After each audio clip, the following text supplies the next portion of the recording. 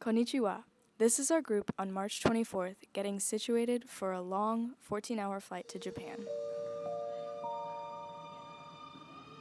After landing and getting through immigration, we started off our adventure in the lively streets of Tokyo.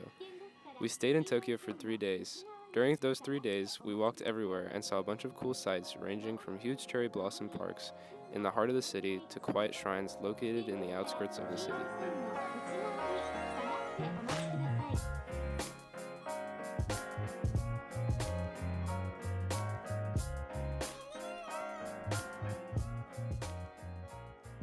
We visited many educational centers, such as the Ikebukuro Hall, where they taught us to scream "Hajira!" if we ever saw a fire.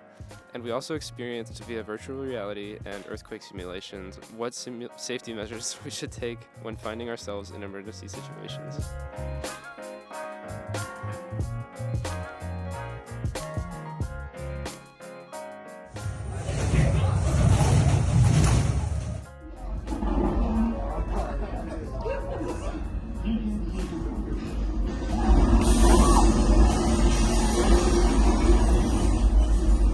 We also visited 2 senior homes where we worked out and attended language class with local seniors from the area.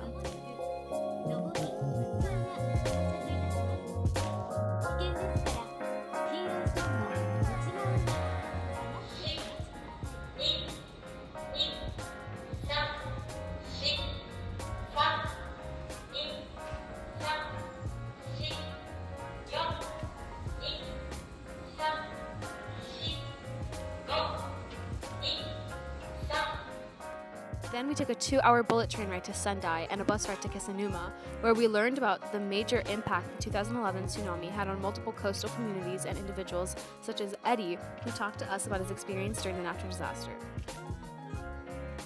Then we returned to Tokyo and immersed ourselves even deeper into Japanese culture while visiting the famous Meiji Shrine and experiencing the nightlife of Harajuku with lots of shopping and food.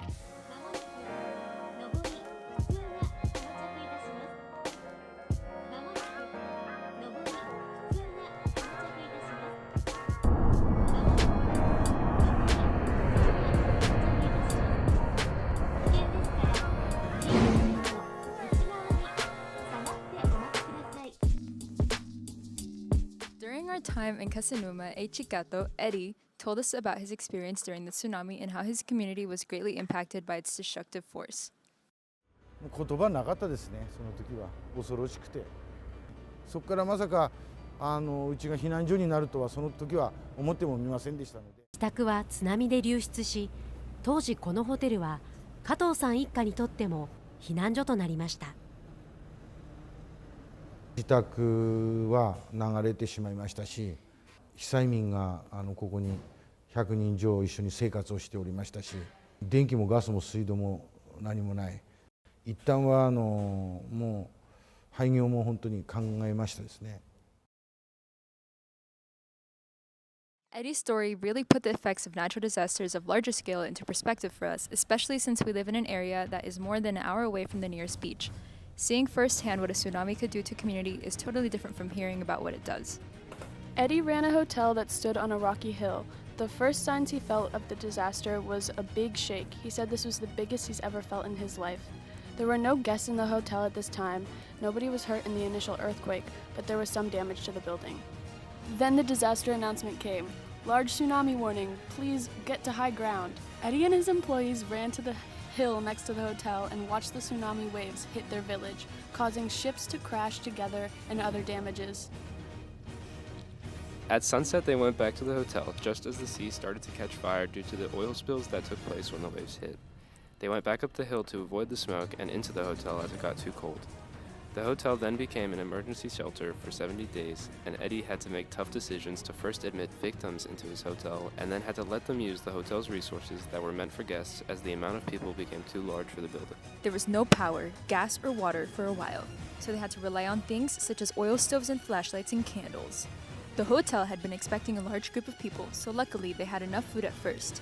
The hotel at one point had 200 people in it, including the employees of a food company.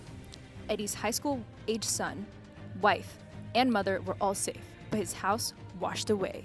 Eventually, around the fourth day, Eddie's hotel, Hotel Boyo, was listed by the Japanese Self-Defense Force as an officially documented emergency shelter. They thus gained shipments of food and water as well as portable bathrooms. Eddie is a prime example of community leadership and selflessness. He knew the cost of using business resources to feed and keep warm 150 people on average, yet he did it anyway.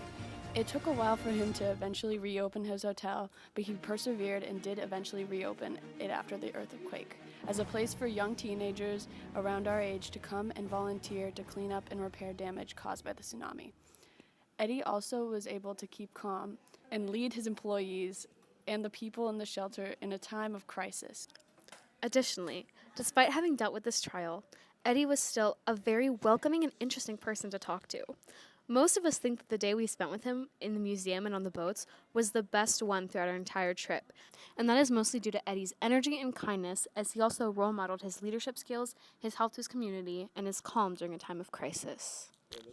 This experience allowed for our group to gain a better global perspective and encouraged us to connect with people we otherwise wouldn't be able to. Arigatou gozaimashita. Thank you, Eddie. Hey, we did it! Holy, you're in charge of